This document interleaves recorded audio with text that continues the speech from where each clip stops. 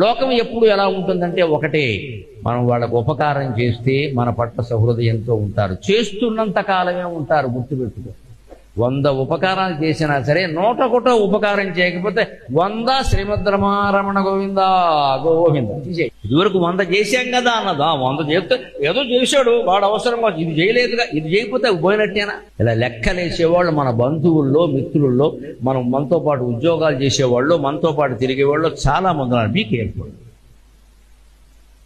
అందుకని నమ్ముకోవలసింది అమ్మవారిని. జరుగుతాయి అని ముందే సిద్ధంగా ఉంటే, అమ్మ నేను సిద్ధంగా ఉన్నాను, నీదే ఆలస్యం. ఎందుకంటే ఏ పాటి విమర్శను కూడా, లేకపోతే ఏ పాటి నిందని కూడా, ఏ పాటి అపనిందని కూడా, ఏ పాటి అసౌకర్యాన్ని కూడా భరించలేనంత అసహనంతో ఉంటే నాకెందుకు ఈ జీవితం అనవసరంగా అని అమ్మవారి ముందు త్యాగం చేయడానికి సిద్ధపడితే కనీసం ఒక వయస్సు తర్వాతనైనా అన్నిటినీ ఆవిడ చూసుకుంటుంది. వాడి జోలికి ఎవరూ రాకుండా ఆవిడ చూస్తుంది అనుమానం.